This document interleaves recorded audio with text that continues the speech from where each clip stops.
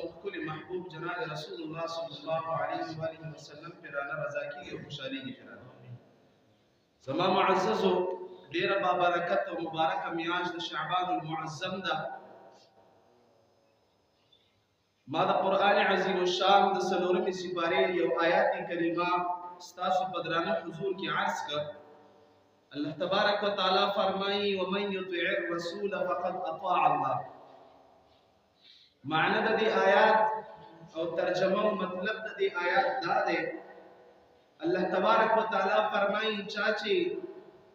زما د محبوب زما د پیغمبر پاک صلی الله علیه وسلم اطاعت وکړه د اتباع وکړه او د په نقش قدم باندې لاړ مفسرین د دې آیات کریمه معنا کوي دا معنا کوي چې د اطاعت او اتباع مراد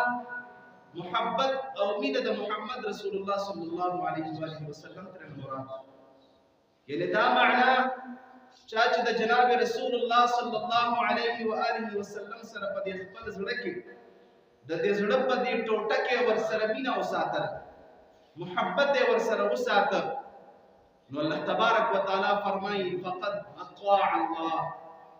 دا فقد راځي د تحقیق لپاره د شک د ختمولو لپاره دا فقط په قران عظیم الشان کې استعماليږي یعنی الله تبارک وتعالى فرمایي چې په خپل زړه کې زما دی پیغمبر مکرم صلی الله علیه وسلم سره مینه وساتله په تحقیق سره دغه انسان زما اطاعت او بندگی وکړه د نبی علیه الصلاۃ والسلام د زمانې نه واخله تر اوس وخت پورې یو طرز او یو طریقه را روانه ده هغه طرز او طریقه دا ده چې دا تمام امت مسلمه دا تمام مسلمانان دا تمام صحابه کرام دا تمام اولیاء دا تمام انبیاء دا تمام شهدا دا تمام صلحاء چې راجمع کی دوی ته چې الله تبارک وتعالى یو بل باندې فوقیت ورکړي یو بل باندې ورته فضیلت ورکړي یو بل باندې ورته درجه ورکړي د دې اصل منبع او وجه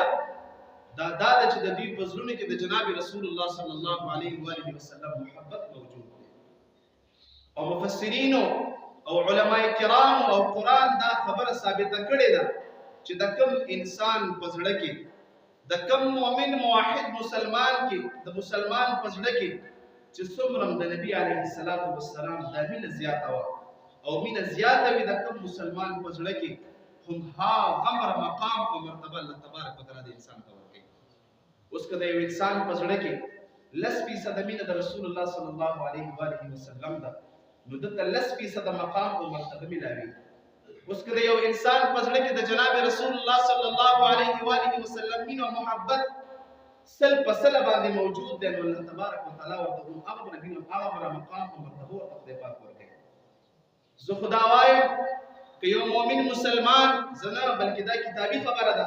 که یو انسان غواړي چې زما د ایمان کامل شي او خداوند متعال دی په ورځ د قیامت ما د انبیاء ما د اولیاء ما د صلحاء او د شهداء په صف کې پاسي د لپاره بهترین ذریعہ او بهترین لار د محبت رسول صلی الله علیه و آله وسلم او د دې خبره د دې شهادت او گواهی قران عظیم الشان کړه د مادر تعرض چې ومن يطع الرسول فقد اطاع الله چې د جناب رسول الله صلی الله علیه وسلم اطاعت وکړه د په تحقیق سره د خداوند متعال اطاعت په بل سپاره کې په درېمه سپاره کې الله تبارک وتعالى فرمایي قل ان کنتم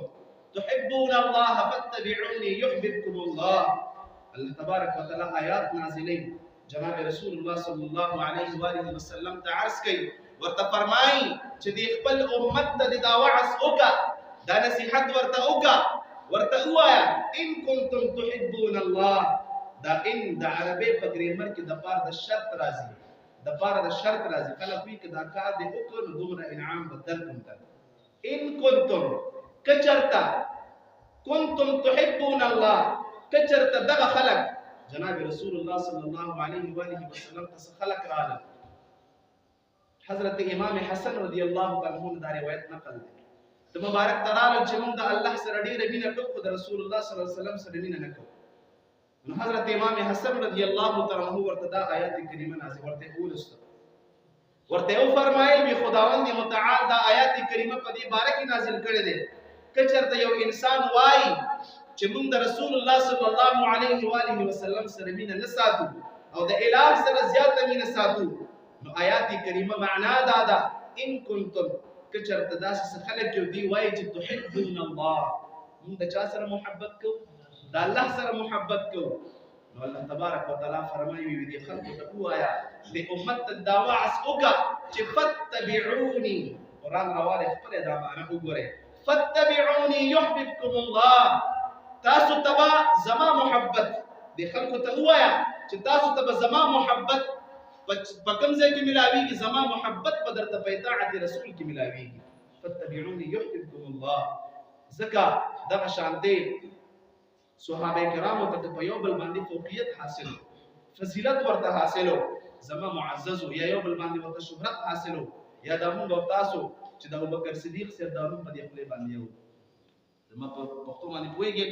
یا د جناب عمر فاروق رضی الله تعالی عنہ دا نوم په دې زبان باندې موږ یادو. 1,40,000 کم زیات صحابه کرام دي، 1,40,000 کم زیات صحابه کرام دي. دا تمام صحابه کرامو کې موږ او تاسو ته چې هر چاته نوم یاد دی نو ابوبکر صدیق ورته یاد، هر چاته چې ډېره مشهوره ده او شهرت ورته حاصل دی د عمر فاروق شهرت ورته حاصل دی، هر چاته چې شهرت حاصل دی د عثمان ذوالنورین حاصل دی، د حضرت علی حاصل دی، د حضرت بلال حاصل دی، د حضرت طلحه حاصل دی، د حضرت خالد بن ولید حاصل دی، د حضرت حذیفه بن یمان حاصل دی. وجه دا د زما معززو د دغه صحابه کرامو په زړونو کې کمال عشق او محبت د رسول اکرم صلی الله علیه وسلم موجود. حضرت ابوبکر صدیق رضی الله تعالی عنہ په صحابه کرامو کې یو امتیازي شان لري، یو ځان ته منصب او یو ځان ته مقام او مرتبه لري. حضرت عمر فاروق رضی الله تعالی عنہ مبارک فرمایي، د مبارک یو ځل او فرمایي چې رسول الله صلی الله علیه و آله وسلم او فرمایي چې د حضرت ابوبکر صدیق رضی الله تعالی عنہ دا ایمان را واغستل شي. د چا ایمان؟ ودرا تناستی یو د چا ایمان؟ د حضرت ابوبکر صدیق رضی الله تعالی خپل خلیل په بختوره کې یو شاعر ته چاوي دی د نبی علیه الصلاۃ والسلام دا صفت ولې کې هغه چې کوم دې ډېر وخت کې دا شوی دی دا خو ډېر ویل شاعران تیر شوی دی، ویل عاشقان تیر شوی دي، ویته په کوم خپل د پیغمبر صلی الله علیه وسلم صفت کې د ورته ویلي ما ته پته ده چې داغه اشعار صحابه کرامو بیان کړي، داغه صفت خدای پاک بیان کړی دی. قرآن عظیم الشان کې الله تبارک وتعالى نه دی بیان کړی ورفعنا لك ذکرک، اے محبوب استاد لپاره موږ ستا شان بلند کړی، استاد لپاره موږ ستا شان او عظمت بلند کړی. نو ویته ولې اشعار بیانې؟ وی صرف په دې نیت بیانوم چې زما د خپل ډیره زیاته ګنده ده، زما د خپل ډیره زیاته بیکاره ده، مرداره ده، صرف په دې نیت باندې د حضور صفت کوما، د حضور شان په بیانوم چې د خپل خپل په پاک کوما، د خپل خپل په دې باندې پاک او صفا او ګرځوم. نو دغه مبارکان خلق دي، دغه هغه خلق دي چې دوی ته په دنیا کې د جنت زیری شي. نو زما معززو د خپل خپلې د دې په نومونو باندې بختوري وګرځوي، د دې په نومونو باندې نیکان او بختوري وګرځوي. ذکر روایتو کې یو قاعده او کلیه راغلې ده، وی هر مسما په خپل اسم کې اثر کوي. دا یو قاعده ده، یعنی چې کوم نوم د پکم ځان باندې کې خوسته د دې نوم چې کوم مطلب دی او کوم معنا ده او کوم برکت ده وی دا په پتا کې اثر کوي. ځکه خلک کوم نومونه د صحابه کرامو په خپل بچو باندې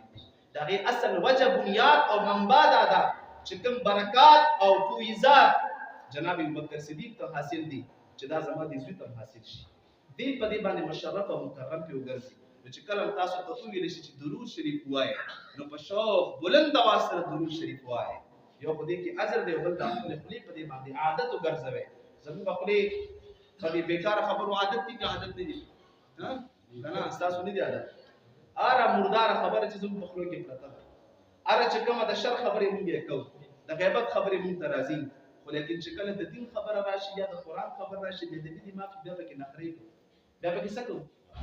دا ولې کېږي او دا ولې کېږي؟ قرآن دی شکر وباسه چې تا ته څوک کیني قرآن درته وایي او ته شکر وباسه چې تا کې دا توفیق پیدا شي ته د قرآن ته کینې دا ته په خپل خورې روانه خولې ته واچوه چې تا کې دا احساس را پیدا شي تا کې دا ولوله روچته شي تا کې دا جذبه پیدا شي چې ته د قرآن سبق ته کینې ته د قرآن تلاوت ته کینې او چې ته په هغې باندې اعتراض کې دا ته خپله اعتراض مه ګرځوه بلکې دا ته خپله بدبختي وګڼه دا ته خپله شقاوت او بدبختي وګڼه چې زه دومره بدبخت یم چې په قرآن باندې اعتراض کوم خبر رانه بل طرف ته لاړه زما معززو ما خبره درته دا کوله ابوبکر صدیق رضی الله تعالی عنہ په صحابه کرامو کې یو امتیاز شان لري حضرت عمر فاروق فرمایي د ابوبکر صدیق سے دا ایمان کرا واخلې او د تمام امت مسلمه ایمانونه راجمع کړی شي د تمام مسلمانانو ایمانونه راجمع کړی شي او یو طرف ته د ابوبکر صدیق ایمان دی او بل طرف ته د تمام امت مسلمه ایمانونه موجود دي نو دا یو په یو تله کې واچول شي نو لو وزنا ایمان ابي بکر لرجح ایمان ابي بکر نو خامخا د ابوبکر صدیق رضی الله تعالی عنہ دا ایمان په تمام ایمانونو باندې وزندارا او دروند وګرځي زما معززو دغه شانته په یو بل مقام کې عمر فاروق رضی الله تعالی عنہ حکایت کوي هغه مبارک فرمایي د حضرت ابوبکر صدیق رضی الله تعالی عنہ په دې سینه چې څومره ویښته دي ابوبکر صدیق رضی الله عنہ په سینه باندې چې څومره ویښته دي ویښته عمر فاروق فرمایي وی کاش عمر فاروق هغه انسان دی ورته د عام انسان خبره نه کومه عمر فاروق هغه شخصیت دی چې جناب رسول الله صلی الله علیه وسلم فرمایي د نبوت دروازه زمانه بعد بند شوې ده او که چرته زمانه بعد نبی راتلې نبی لکان عمر دا به عمر فاروق زمانه بعد پیغمبر وي نو عمر فاروق د صدیق اکبر رضی الله عنه مبارک فرمایي وی د عمر فاروق او بکر صدیق سے پسینه باندې چې څومره ویښته دي وی کاش چې د حضرت عمر فاروق رضی الله تعالی عنہ د ابوبکر صدیق رضی الله تعالی عنہ چې پسینه څومره ویښته دي چې عمر فاروق د ابوبکر صدیق رضی الله تعالی عنہ یو ویښته وي بس فقط ینه دومره شان او مرتبه د ابوبکر صدیق رضی الله تعالی عنہ او داغي وجه داوا چې د مبارک پسینه کې د نبی علیه الصلاۃ والسلام کامل محبت پکې موجود صحیح فدا او د نبی علیه الصلاۃ والسلام باندې صدیق صاحب ته خداوند متعال کمال ورکړه د په وجه دا محبت د رسول الله صلی الله علیه و آله وسلم باندې د مبارک تا ابوبکر صدیق صاحب ته نبی علیه الصلاۃ والسلام صرف اشاره کړو فقط اشاره ورته کړې وا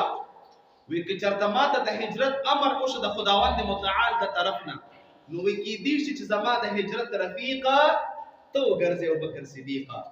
د مبارک ته صرف دا یو اشاره فقط کړې وا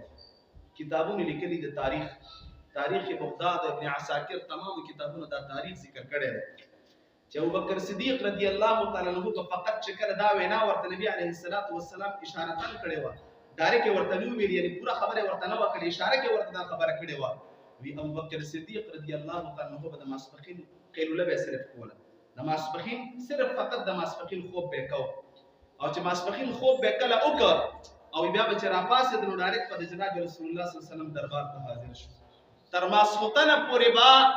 د نبی علیه الصلاۃ والسلام په دربار کې د مبارک حاضری لګوله کله به چې ماسختن شو د الله د رسول نبی اجازه ته وخت صلی الله علیه وسلم کور ته بلاړ سروټه موټه به وکړه بیا د نبی علیه الصلاۃ والسلام دربار ته راغی او تر سحر پورې به بیا د نبی علیه الصلاۃ والسلام په خدمت کې ناستو او چې سحر به شکور ته بلاړ موږ به چې او بیا راغی د نبی علیه الصلاۃ والسلام دربار ته او تر ماسپخینه پورې به بیا حاضری کول د نبی علیه الصلاۃ والسلام په دربار کې او دا به سوچ کوي یو کال پورې دا د هجرت نه یو کال وړاندې دا خبره ته مبارک کړي و 365 شپې کتابونه لیکلي دي چې یو کال پورې د مبارک دا عادت صرف د ماسپخین خوب به کو او بیا د نبی علیه الصلاۃ والسلام دربار ته راته او په دې نیت پراته چې اسنه چې د هجرت دا موقع زمانه محمد پاتې شي اسنه چې د هجرت امر الله تبارک وتعالى نبی علیه الصلاۃ والسلام ته وکي او دا مبارک مان لاړ شي او زه یوازې پاتې شم ولې سو جواب د نبی علیه الصلاۃ والسلام مینه محبت په سینه کې موجوده و ځکه نبی علیه الصلاۃ والسلام مشکات شریف کې 9 نمبر حدیث ته کتاب الایمان کې ذکر ده الله رسول فرمایي چې لا یؤمن احدکم حتى اكون احب اليه من والده وولده والناس اجمعين تاسو کې به هیڅ یو انسان کامل مکمل مسلمان جوړ نشي د کامل ایمان خاوند به جوړ نشي تر هغه وخت پورې چې کوم یو انسان ته خدای د رسول ورته د ځان نه د مال نه د اولاد نه بلکې د تمام دنیا نه ورته زیات ګران نشي د هغه انسان ایمان نشي کاملې دی زما معزز په دې خپل زړه په دې ټوټه کې د دنیا د مینې ته نه وباسئ د دنیا د مینې ته نه وباسئ دا صرف تاسو د لپاره که فایده درکوي صرف د قبر پورې بس بیا نشته دی داسې مینه خپله کا داسې محبت خپل کا چې هغه ستا په قبر کې په کار راشي هغه ستا په حشر کې په کار راشي چې کم از کم په قبر کې تا ته د جناب رسول الله صلی الله علیه وسلم دا مخ کاره شي چې صرف دومره ووایي چې بس دا زما بنده دی دا زما چې کوم دی غلام دی زما امتی دی او د سره حساب کتاب وکوي بس دومره پورې په خپل پیغمبر باندې خپل ځان وپېژنئ دا درېیم سوال به کېږي که نه چې ما تقول فی حق هذا الرجل درېیم سوال به د چا باره کې کېږي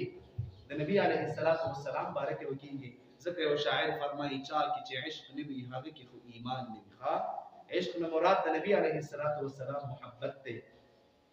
چا کې چې عشق نه وي هغه کې خو ایمان نه وي داسې انسان خو وي کافر سه مسلمان نه وي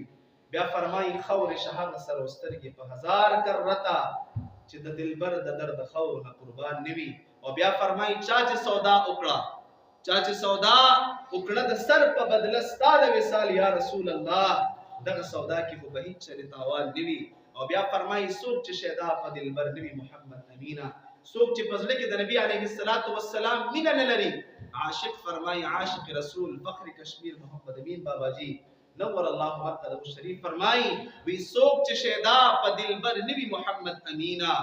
فرمایي ډېر عجیبه جمله ویله ده وی داسې نا اهل د ژوندې په دې جهان نه وي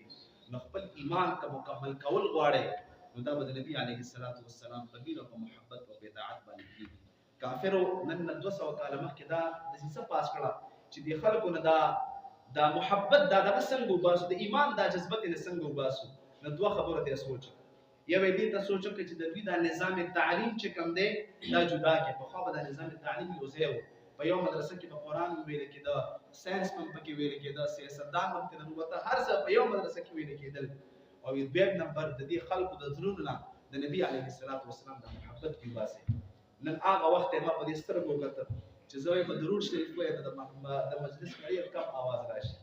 زما معززو خپل مونږ او تاسو کو خدای پاک راته مقام راکړي په وفات رسول الله صلی الله علیه وسلم راته راکړي خبر باندې کویږي